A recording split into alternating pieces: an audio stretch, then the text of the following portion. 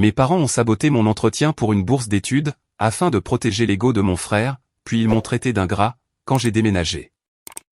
Des années plus tard, ils ont exigé que ma réussite finance son entreprise, et ils ont essayé de me faire chanter, pour que je rentre à la maison. Alors, j'ai apporté des preuves, et je les ai laissés s'effondrer, devant tout le monde. Ma famille a passé toute ma vie à traiter mon frère comme un roi, et moi, comme le figurant. Alors, j'ai fait mes valises, je suis parti, et j'ai commencé à construire quelque chose, par moi-même. Mais apparemment, couper les ponts ne suffisait pas. Ils avaient d'autres projets. Avant d'entrer dans ce pétrin, laissez-moi reprendre depuis le début. Je suis Nolan Hay. J'ai 24 ans aujourd'hui, et cela fait 6 ans, que j'ai quitté la chambre où j'ai grandi. À l'époque, je pensais que partir était le plus difficile. Il s'avère que rester éloigné, c'était ça, le vrai test. Mon père, Richard, dirige la famille comme un conseil d'administration. Ma mère, Hélène, vit pour ce que pensent les voisins. Et mon frère, Oliver, de 2 ans mon aîné, est le garçon en or qu'ils appellent le docteur Hay, même s'il a abandonné l'école de médecine, après sa première année. J'ai toujours été le garçon discret. Je réalise des courts-métrages, avec une caméra d'occasion, et un ordinateur portable qui fonctionne à peine. Ce n'est pas un passe-temps pour moi, mais mon père appelle ça comme ça. Si ça ne rapporte pas d'argent, c'est une perte de temps, pour lui. Maman dit que je suis trop sensible. Oliver, lui, appelle ça jouer à faire semblant. Pendant 6 mois, je m'étais préparé pour une bourse nationale de cinéma. Des mentors de l'industrie, qui financent de vrais projets. J'avais tourné 2 courts-métrages, et j'avais un entretien prévu, pour le jeudi soir. J'avais pris des congés à mon travail, et emprunté une veste, pour avoir l'air présentable. 3 jours avant l'entretien, papa a évoqué une obligation familiale, pendant le dîner. L'entreprise de logistique sponsorisait un banquet, au nom d'Oliver. Apparemment, son projet de recherche, qui n'était en réalité qu'un stage d'été, allait être récompensé. Ils avaient réservé des tables, invités d'anciens collègues, la totale, pour ce banquet. Le même soir, que mon entretien. Je leur ai dit, que je ne pourrais pas y aller. Papa a posé sa fourchette, et m'a lancé ce regard, comme si je venais de l'insulter. La famille passe avant tout, a-t-il dit. Cette bourse pourrait lancer ma carrière, ai-je répondu. Ta carrière? Il a ri. Tu veux dire, ton montage? Nolan, sois sérieux. Tu auras plein d'occasions, pour parler de tes petites vidéos. Maman est intervenue, pour dire que ça ferait mauvaise impression, si je n'y allais pas. Oliver a simplement souri d'un air suffisant, et a dit, ce n'est pas comme si tu allais manquer à qui que ce soit, là-bas. J'ai essayé de discuter, mais ça ne sert à rien, quand papa décide quelque chose. Si tu n'es pas d'accord, tu es égoïste. Si tu insistes, tu es un ingrat. Alors, je me suis pointé à ce stupide banquet, applaudissant pendant qu'Oliver prononçait un discours sur de futures percées médicales, et écoutant papa se vanter de ses 2 fils qui réussissent, devant des gens qui ne connaissaient pas la vérité. J'ai raté l'entretien. Pas de report possible, pas de seconde chance. Je leur ai envoyé un email, pour les supplier de me donner une autre chance. Ils ont répondu, 3 jours plus tard. Ils avaient déjà avancé, avec d'autres candidats. 6 mois de travail, partis en fumée. Une semaine plus tard, j'ai vu une publication en ligne. Oliver avait soumis un court-métrage, à un concours régional. Il a remporté, la première place. Les captures d'écran me semblaient familières, alors, j'ai téléchargé la vidéo. Ce n'était pas seulement familier, c'était la mienne. Les mêmes plans, le même montage, et même les noms de fichiers originaux, dans les métadonnées. Il avait pris l'intégralité de mon projet de bourse, modifié le générique de début, et mis son nom, dessus. Le concours était petit, peut-être 40 soumissions, provenant d'un groupe d'entreprises locales. Personne là-bas n'était au courant, pour ma demande de bourse. L'endroit parfait pour lui, pour le voler sans se faire attraper. Je l'ai confronté, dans la cuisine. Tu as volé mon travail. Il a à peine levé les yeux, de son téléphone. Si c'était vraiment le tien, il le saurait. Je suppose qu'ils ont pensé, que c'était le mien. Tu n'en avais pas le droit. ne sois pas dramatique, Nolan. Ce n'est qu'une vidéo. Tu devrais être heureux qu'elle ait gagné quelque chose. Je me suis tourné vers papa et maman, m'attendant à une sorte de réaction. Papa a plié son journal, comme si j'interrompais quelque chose d'important. Oliver a été soumis à beaucoup de pression, a-t-il dit. C'est bien pour lui, d'obtenir une victoire. Et toi, a ajouté maman, tu devrais apprendre à partager. Cette famille se soutient mutuellement. Partager. C'étaient les heures que j'avais passées à filmer, après minuit. Le montage que j'avais fait, pendant que mes mains tremblaient, à cause de trop de caféine. Les histoires, que je voulais raconter. Et ils appelaient ça, partager. Je suis allé dans ma chambre, et je me suis assis par terre, en fixant mon disque dur. Ce n'était pas une trahison ponctuelle. C'était comme ça, que les choses avaient toujours été. Au moment où le soleil s'est levé, ma décision était prise. Je n'allais pas rester assis là, à attendre qu'ils recommencent. Je n'allais pas les supplier, de me remarquer. S'ils voulaient qu'Oliver soit le seul fils qui ait de la valeur, très bien. Ils pouvaient le garder. Moi, j'avais fini. J'ai quitté cette maison, le soir même. Je n'ai pas claqué les portes, ni crié. J'ai juste préparé un sac photo, un sac de sport avec des vêtements, mon disque dur, et l'ordinateur portable. C'était tout. J'ai laissé un petit mot, sur le comptoir de la cuisine. Ne m'attendez pas. C'est terminé. Et je suis sorti, sans me retourner. Les 2 premières nuits, j'ai dormi sur le canapé d'un collègue. C'était exigu et gênant, mais je m'en fichais. C'était toujours mieux, que de dormir sous le même toit, que des gens qui me traitaient, comme si je n'étais rien.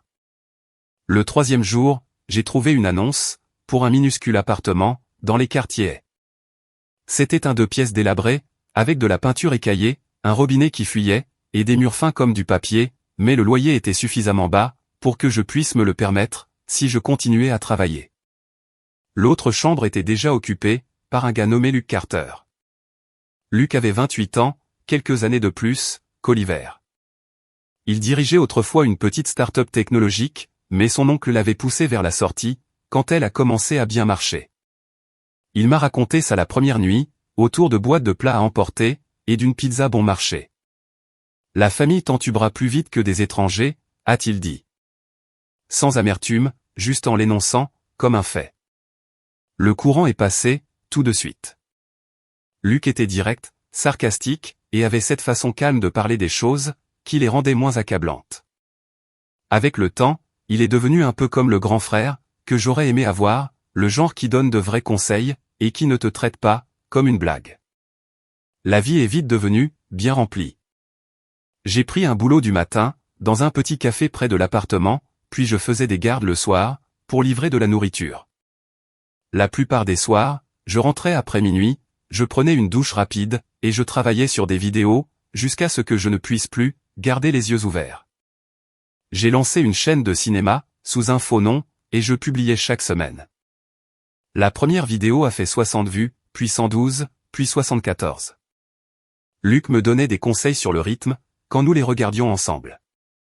Quelques semaines après mon déménagement, tante Linda a appelé. Elle était la seule de la famille, à m'avoir jamais traité comme autre chose, que l'ombre d'Oliver. J'ai entendu dire que tu étais parti, a-t-elle dit doucement. Je suis fier de toi, Nolan. C'était 2 phrases, mais elles signifiaient plus, que tous les faux messages nous sommes fiers, que mes parents n'avaient jamais envoyés. Elle m'a demandé, si j'avais besoin de quelque chose. Je lui ai dit que non, pas parce que ce n'était pas le cas, mais parce que je voulais me prouver, que je pouvais m'en sortir tout seul. Les premiers mois ont été durs. Le loyer dévorait mon salaire. Je vivais de nouilles instantanées. Mon matériel de montage fonctionnait à peine, mais c'était le mien. C'était calme, et personne ne me disait que je perdais mon temps. Puis, quelque chose a changé. J'ai réalisé un court-métrage, intitulé Night Shift. Il suivait un concierge, une infirmière, et un chauffeur-livreur, travaillant toute la nuit dans la même ville, mais sans jamais se croiser. C'était simple, brut, et honnête. Je l'ai publié comme d'habitude, et je l'ai oublié. Une semaine plus tard, j'ai reçu un email, du Conseil des arts de la ville. Quelqu'un de leur jury avait vu Night Shift, et l'avait partagé en interne. Ils voulaient m'accorder une petite subvention artistique, et m'associer à un mentor, dans un incubateur de films local. J'ai fixé l'écran, pendant 5 minutes. La subvention couvrait le matériel et le loyer, mais le mentorat, c'était ça, le vrai prix. Un accès à des monteurs professionnels, et à de vrais retours. Quand je l'ai dit à Luc, il a souri de toutes ses dents, comme s'il avait gagné à la loterie. C'est le moment, mec, a-t-il dit. C'est comme ça, que tout commence. Tante Linda a pleuré, quand je l'ai appelée. Je savais que tu ferais quelque chose de ta vie, a-t-elle dit. Et je pouvais entendre la fierté, dans sa voix. La subvention était de 8 000 €, répartie sur 6 mois. La moitié est allée au loyer, et aux factures. Le reste est allé, aux améliorations de base de l'équipement, et aux frais d'inscription au festival. Ce n'était pas de l'argent pour le luxe, juste de quoi respirer. Pour la première fois, j'avais l'impression, que les choses pouvaient vraiment mener quelque part. Je n'étais pas juste en train de courir après un rêve. J'étais en train de l'attraper. Une semaine après que mon court-métrage ait commencé à attirer l'attention, ma mère m'a envoyé un texto, sorti de nulle part. Nous sommes si fiers de toi. Rentre vite à la maison. Ça sonnait faux, trop lisse, trop joyeux. Je l'ai ignoré. 2 jours plus tard, papa a suivi avec « Il est temps de rentrer à la maison, et de faire quelque chose d'utile, de ta vie. » Celui-là m'a fait rire. Utile, pour lui, a toujours signifié quelque chose, qui profite à Oliver. Je n'ai pas répondu. J'ai découvert plus tard, comment ils avaient été mis au courant, de tout ça. Tante Linda avait partagé un de mes courts-métrages, sur Facebook. Elle essayait juste de me soutenir, et maman l'a vu. C'est comme ça qu'elle a appris pour la subvention, le mentorat de l'incubateur, et tout ce sur quoi, je travaillais. Je suppose qu'elle l'a dit à Oliver, parce que peu de temps après, les choses ont commencé à mal tourner. Le premier coup, est venu sous la forme d'un email. Nous avons reçu une plainte anonyme, concernant vos déclarations financières. Votre subvention sera suspendue, en attendant l'examen du dossier. Ça venait du Conseil des arts. Apparemment, quelqu'un m'avait dénoncé, pour avoir menti sur ma candidature, et détourné des fonds. Il ne voulait pas dire qui, mais je n'avais pas besoin de deviner. Je leur ai envoyé chaque facture, reçu, et transaction que j'avais, mais l'argent était gelé, jusqu'à ce qu'ils terminent leur examen. Puis est venu, le coup suivant. Une vidéo a commencé à circuler, sur les réseaux sociaux. Un clip monté, qui donnait l'impression, que j'avais admis avoir volé des images, à un autre cinéaste.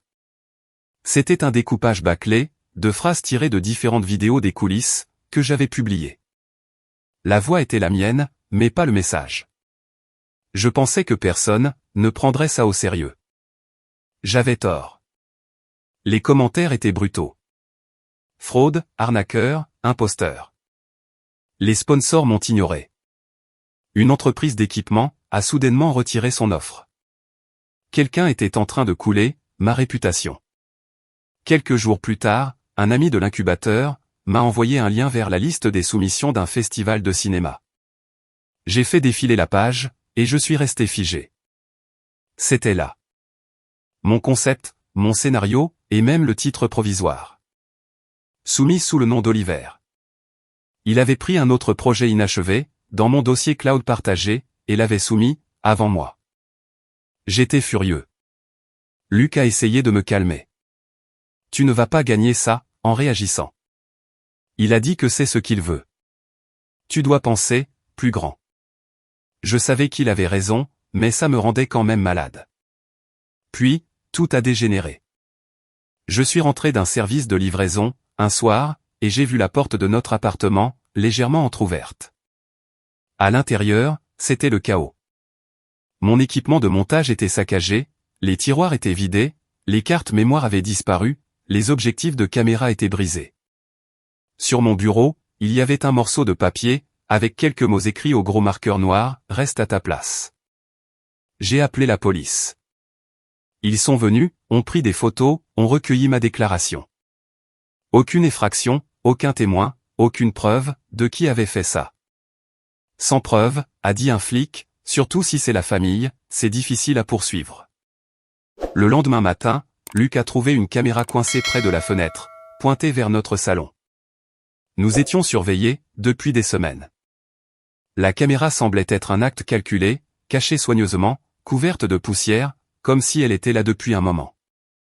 Mais les fractions semblaient différentes, en colère, bâclées. Ma théorie, c'est qu'Oliver a planté la caméra, quand il pensait être malin. L'effraction s'est produite, quand il a perdu le contrôle. Ça changeait tout. Ce n'était plus de la jalousie. C'était délibéré, planifié.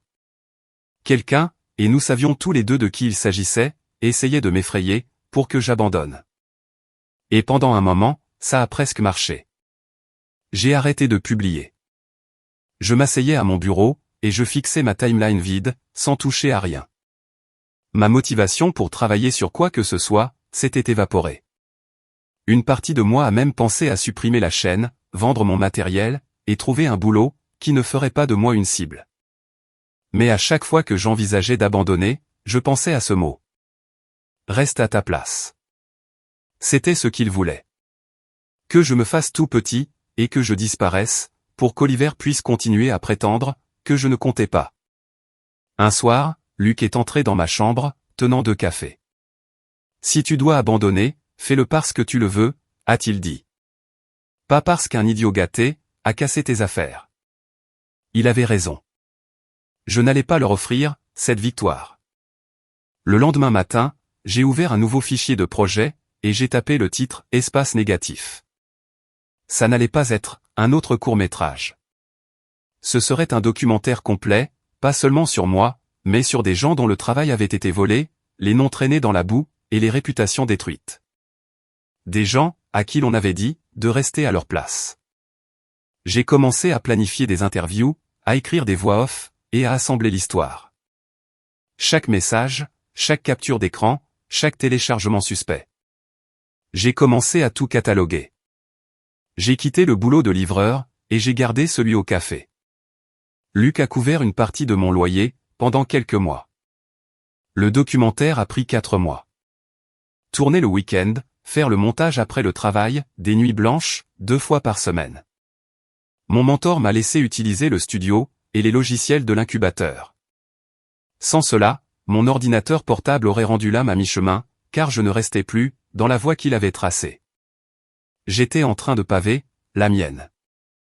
La première chose que Luc a dite, quand je lui ai parlé de l'idée du documentaire, a été, si tu vas faire ça, fais-le intelligemment. Pas de discours haineux, pas de preuves bancales.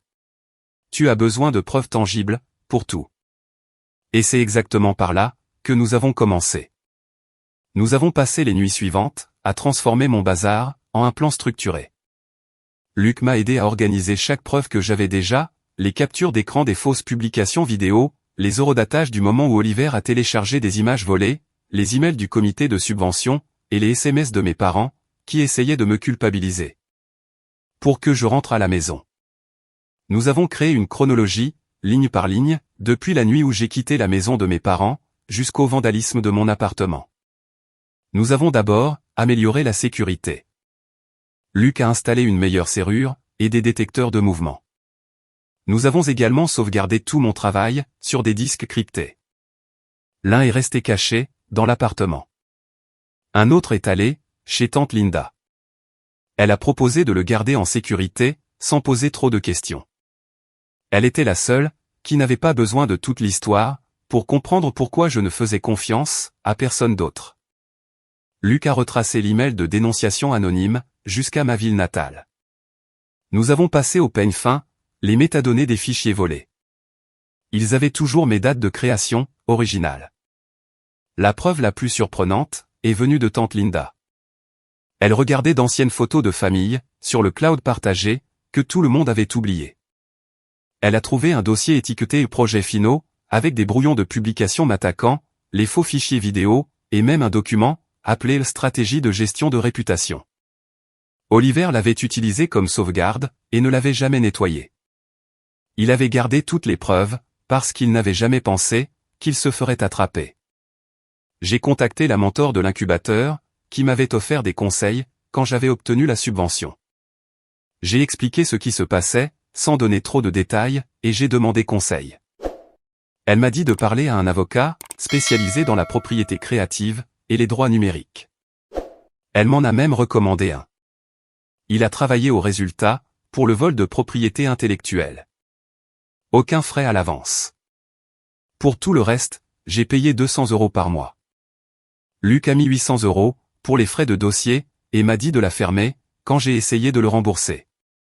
Le conseil de l'avocat était simple. Ne rendez pas les choses publiques, tout de suite. Plus vous parlez en ligne, plus ils peuvent déformer vos propos. Construisez votre dossier, discrètement. Puis, quand vous agissez, vous frappez une seule fois, et vous frappez fort. Il m'a aidé à lancer une procédure formelle, pour une lettre de mise en demeure contre Oliver, pour vol de propriété intellectuelle, et diffamation. Ce n'était pas encore un procès, mais c'était la première étape légale.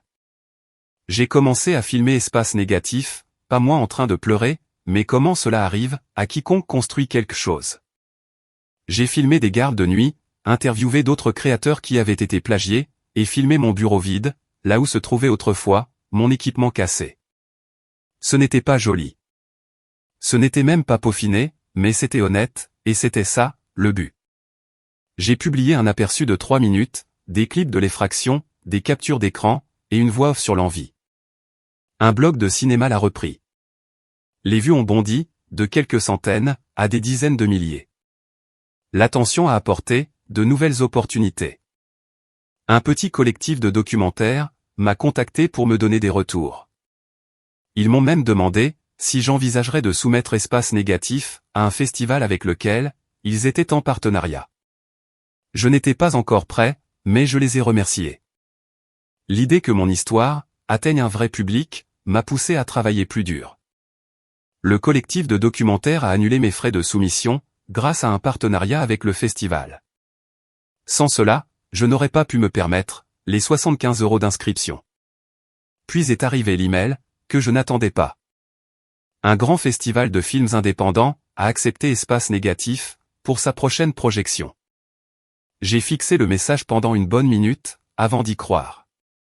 Mon premier projet de long métrage, né du sabotage et de la colère, allait être projeté devant de vrais critiques et des professionnels de l'industrie. Le timing n'aurait pas pu être plus parfait, car quelques heures seulement, après l'arrivée de cet email, j'en ai reçu un autre, de ma mère. Nous organisons un dîner de famille, ce week-end. Ton père dit que nous pouvons t'aider à réparer ta réputation, si tu es prêt à être raisonnable. Un message séparé de papa a suivi. Nous pouvons arranger ça. Parlons-en, comme des adultes. Il n'y avait pas d'excuses. Aucune mention du vandalisme, du vol, des mensonges. Juste une énième tentative, pour me faire croire que j'avais besoin d'eux. J'ai montré le message à Luc. Il a haussé un sourcil. Ils ont peur, a-t-il dit. Et ils essaient de te ramener vers eux, avant que tu ne fasses quelque chose qu'ils ne peuvent pas contrôler. J'ai accepté d'y aller, mais pas pour une réconciliation. Je voulais des informations. Je voulais que leurs paroles soient enregistrées. Luc et moi avons tout planifié. Je porterais un petit enregistreur dans ma poche, et lui serait assis dans la voiture, à l'extérieur, avec un ordinateur portable, marquant les horodatages, pendant que je lui enverrais des messages codés. Le plan n'était pas une question de vengeance. Pas encore. Il s'agissait d'être préparé. Au moment où le dîner est arrivé, Espace Négatif était en pleine production. J'avais des heures de séquence, plus de preuves que je n'aurais jamais pu l'imaginer, et une voie légale qui commençait à prendre forme. Pour la première fois depuis que j'avais quitté la maison, je ne me sentais pas impuissant. Et ce dîner n'allait pas changer ça. Ils pensaient me ramener sous leur contrôle. Ce qu'ils ne savaient pas, c'est que j'étais enfin prêt à tout révéler. Et je n'allais pas le faire avec des cris ou des publications de vengeance. J'allais le faire avec des preuves. Je me suis présenté au dîner, chez mes parents, un froid dimanche soir. Je n'y étais pas retourné depuis la nuit de mon départ, et ça faisait bizarre de me tenir sur ce même porche que je gravissais en courant quand j'étais enfant. Maman a ouvert la porte avant même que je puisse frapper. Nolan, a-t-elle dit, en souriant comme si nous étions des amis de longue date. Elle m'a serré dans ses bras, pour une étreinte qui a duré trop longtemps, et qui semblait fausse, du début à la fin. À l'intérieur, tout semblait exactement pareil. Ma vieille photo du collège était toujours accrochée dans le couloir, de travers et oubliée, comme s'il n'avait jamais remarqué qu'elle penchait. Le dîner était déjà prêt. Une longue table couverte, avec beaucoup trop de plats, pour 4 personnes. Papa était assis en bout de table, avec un verre d'eau, en train de faire défiler l'écran de son téléphone. Oliver était adossé à sa chaise, son téléphone à la main lui aussi, l'air ennuyé, comme s'il me faisait une faveur, rien qu'en étant là. Content que tu aies enfin pu trouver du temps pour la famille, a dit papa, sans lever les yeux. Content que vous m'ayez invité, ai-je répondu, en gardant une voix posée. Les bavardages ont commencé, immédiatement. Des questions sur mes petites vidéos, des commentaires sur le fait que je devais être occupé, avec tous mes trucs en ligne. C'était leur façon de tout minimiser, sans en avoir l'air.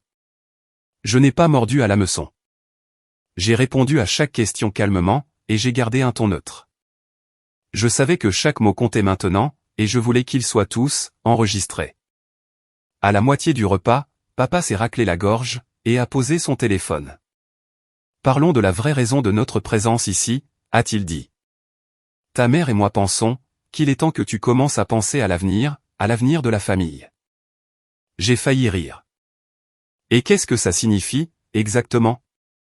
Maman s'est penchée en avant, croisant les mains.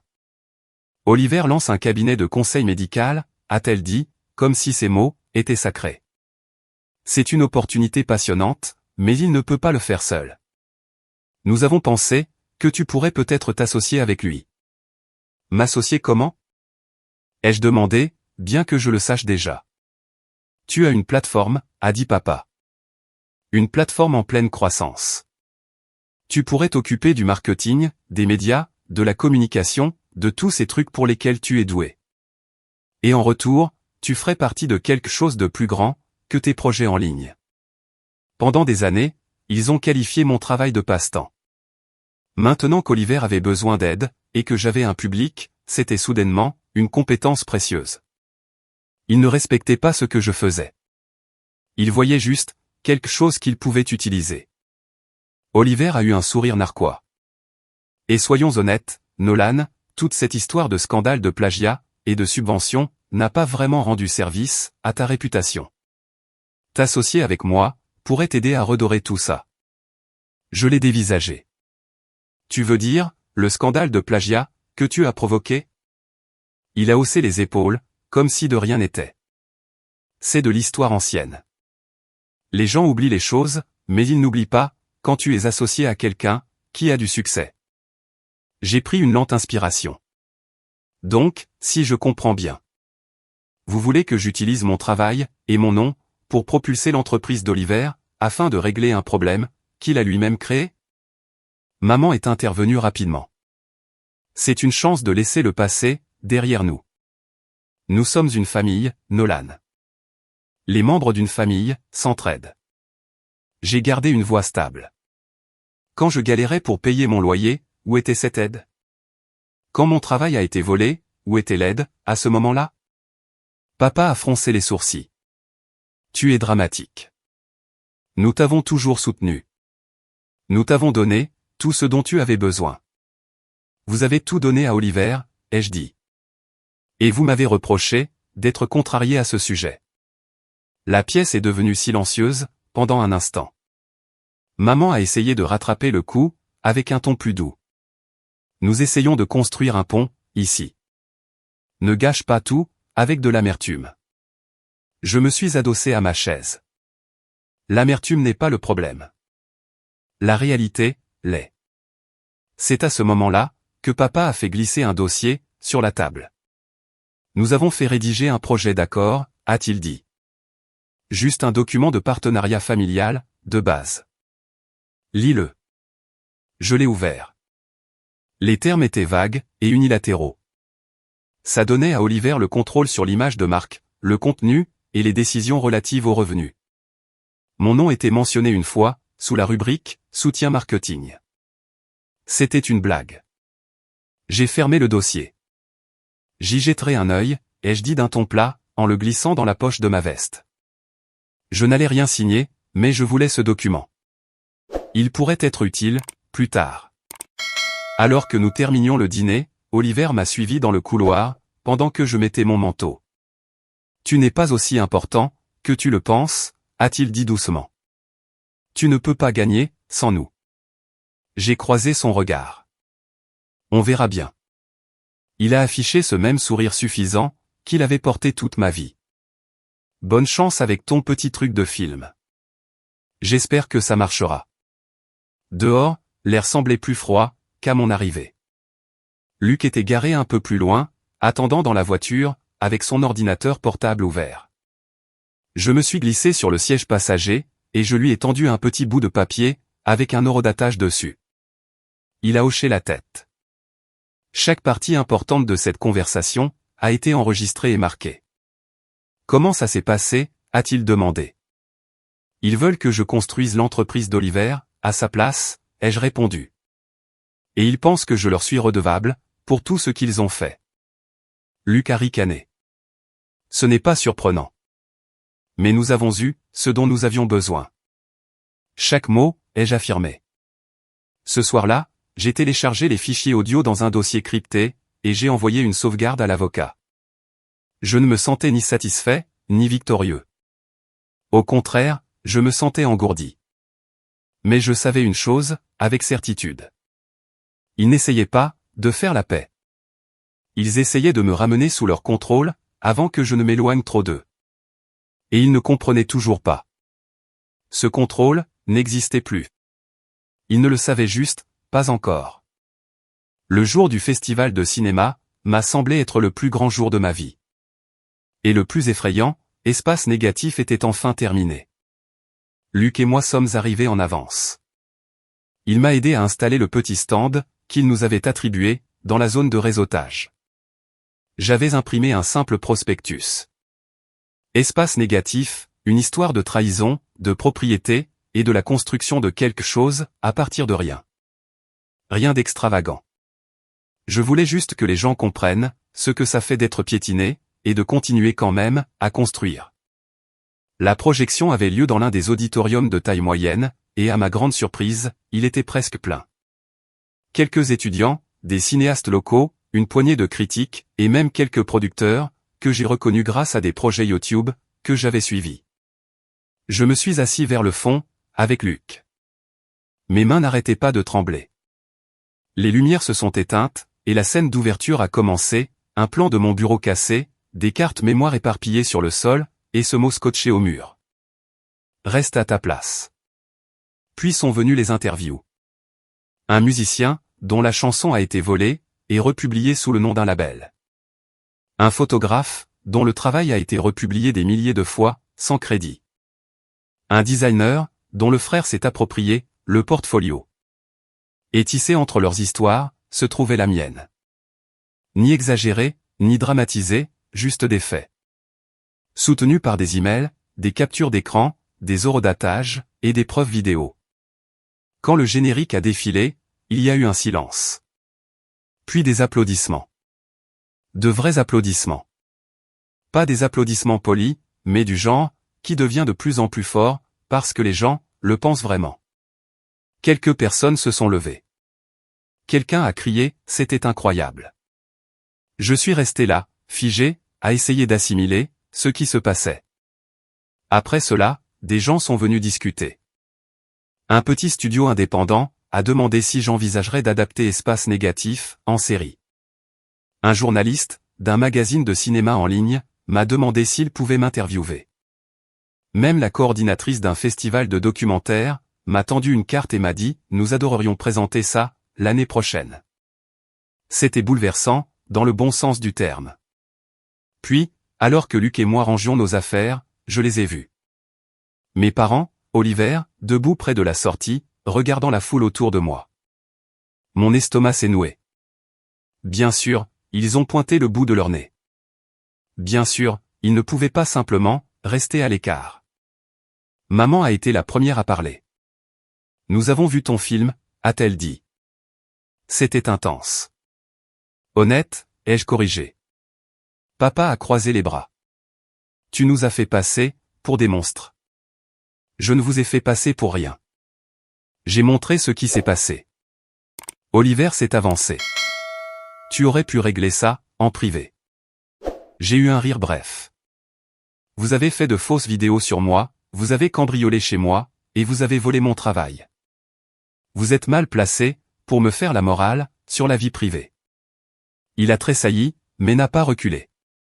Tu ne vas pas t'en tirer, comme ça. M'en tirer, avec quoi? Dire la vérité.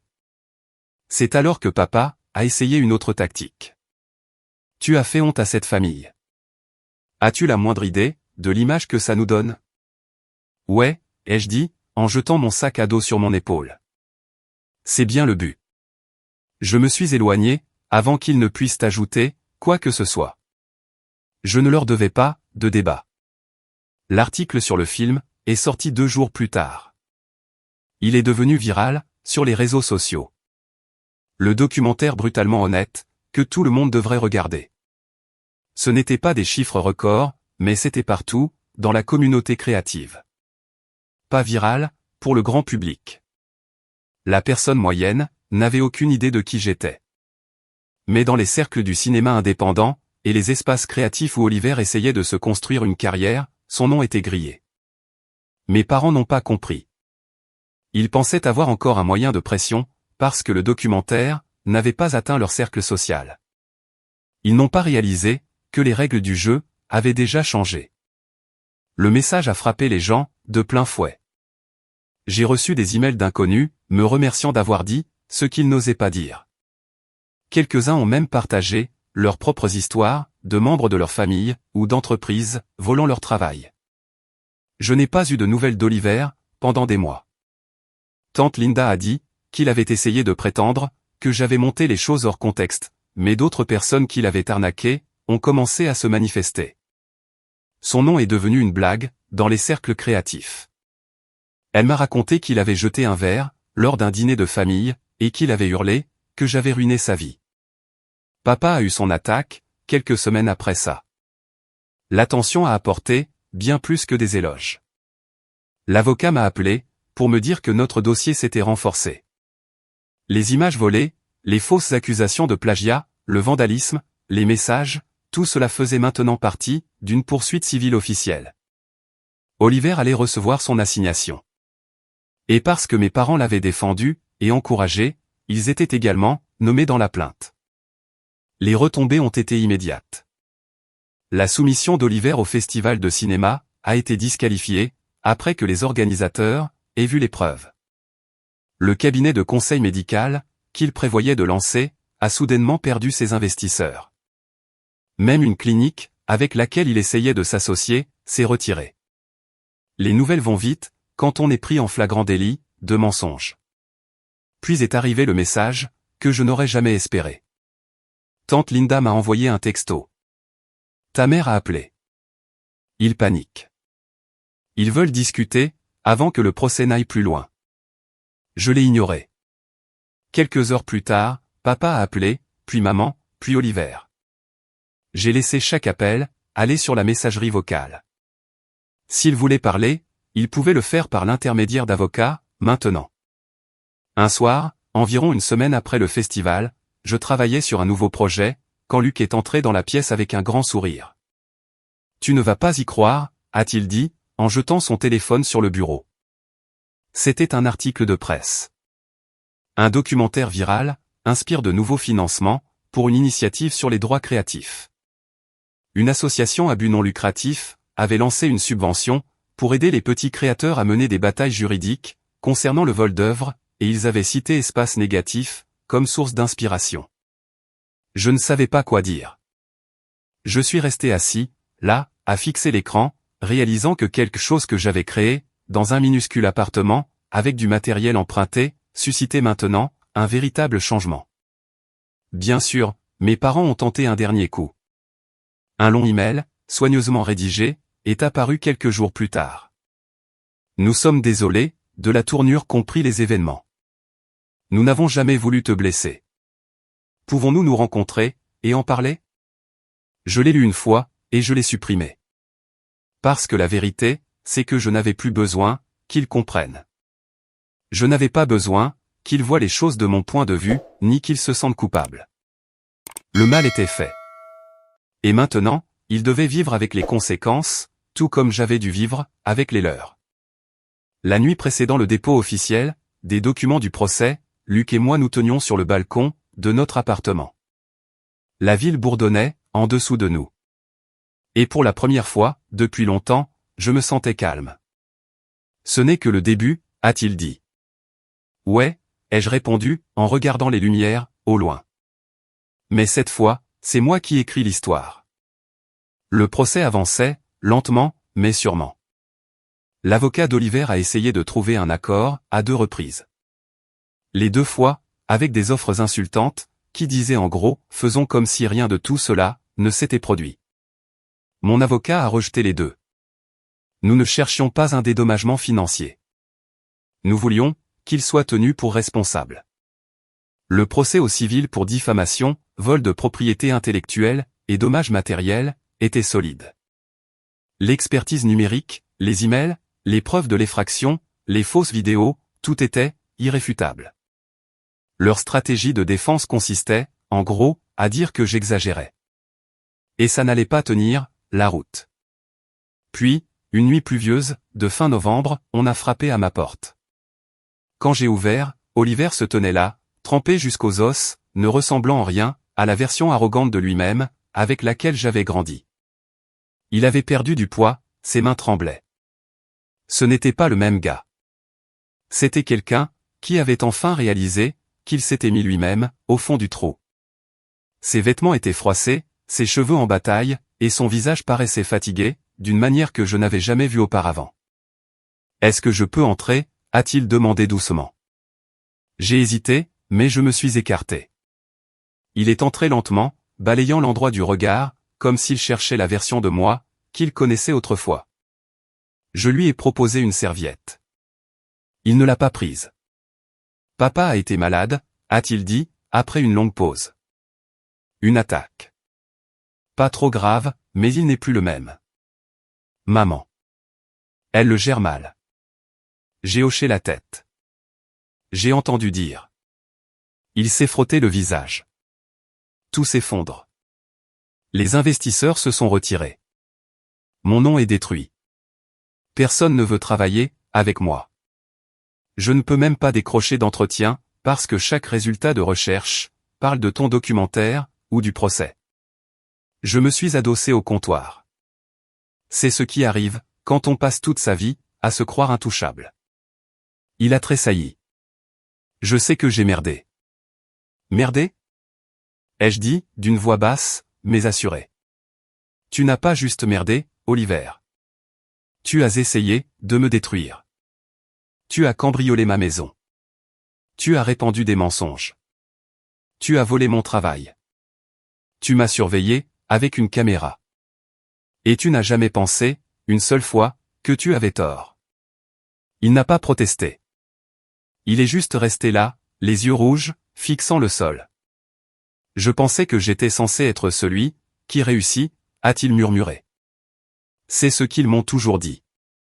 Si tu commençais à faire mieux que moi, alors, qu'est-ce que j'étais ? Je n'avais pas de réponse à cela. Peut-être que lui non plus. Après un long silence, il a finalement dit, « Je suis désolé. Pas à cause du procès, ou parce que ma vie s'effondre.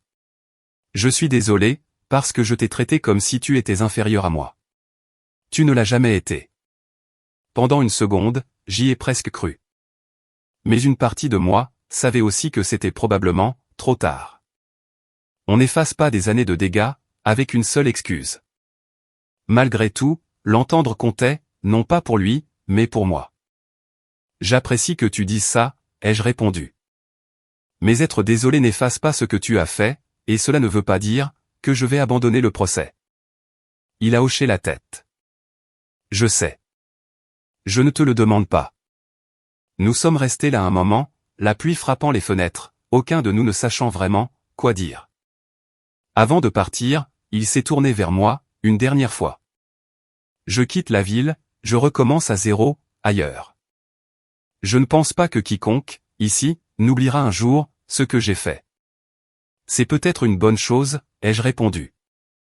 Il est parti tranquillement, disparaissant dans la pluie. Je ne l'ai jamais revu, après cette nuit-là. Tante Linda m'a dit plus tard, qu'il avait déménagé dans un autre état, et qu'il travaillait sous un faux nom. Je ne me sentais ni heureux, ni en colère. Juste en paix. Comme si cette partie de ma vie, était enfin scellée. Le procès s'est conclu, quelques mois plus tard. Nous avons gagné. Le juge a statué en ma faveur, sur tous les chefs d'accusation. Oliver et mes parents ont dû payer des dommages et intérêts, présenter des excuses publiques, et supprimer tout faux contenu restant. Plus important encore, il y avait désormais une trace légale permanente, de ce qui s'était passé, quelque chose qu'ils ne pouvaient ni réécrire, ni nier. La vie après cela, a semblé plus légère. J'ai sorti un autre projet, une courte série explorant la propriété créative, à l'ère numérique, et cela a suscité, encore plus d'engouement qu'espace négatif. Mon public a grandi, et les opportunités aussi. J'ai été invité à prendre la parole dans des panels, à collaborer avec d'autres cinéastes, et à guider de jeunes créateurs, qui avaient vécu des situations similaires. Chaque fois que quelqu'un me disait « Ton histoire m'a poussé à continuer », je me souvenais de toutes ces nuits, où j'avais failli abandonner. 5 ans après la première projection, d'Espace Négatif, j'ai organisé une petite réunion, dans mon studio. Juste une poignée d'amis proches, Luc, tante Linda, et quelques personnes que j'avais rencontrées, en cours de route. Nous avons commandé à emporter, bu du café, et regardé le film ensemble. Vers la fin, Luc a levé son verre, et a porté un toast à ceux qui refusent de rester à leur place. Nous avons tous ri, mais je savais ce qu'il voulait dire. J'avais passé la majeure partie de ma vie, à m'entendre dire où était ma place, et où elle n'était pas. Et maintenant, enfin, je vivais entièrement, selon mes propres termes. Plus tard dans la nuit, je suis sorti sur le balcon, et j'ai regardé la ville. C'était calme, juste le faible bourdonnement de la circulation en bas. J'ai repensé au gamin effrayé de 18 ans, qui avait quitté la maison, avec un sac à dos et 1200 €.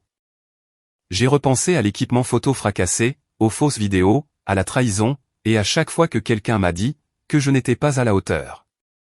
Et pour la première fois, je n'ai ressenti aucune colère, en m'en souvenant. Je me suis senti reconnaissant, parce que s'il n'avait pas essayé de me briser, je n'aurais jamais appris à quel point j'étais fort. S'il ne m'avait pas tout pris, je n'aurais jamais construit quelque chose qui soit vraiment à moi. Et en me tenant là, j'ai réalisé que je n'avais plus besoin de vengeance. J'avais déjà gagné. Ils devaient vivre avec ce qu'ils avaient fait. Moi, je pouvais vivre avec ce que j'avais construit, et c'était plus que suffisant.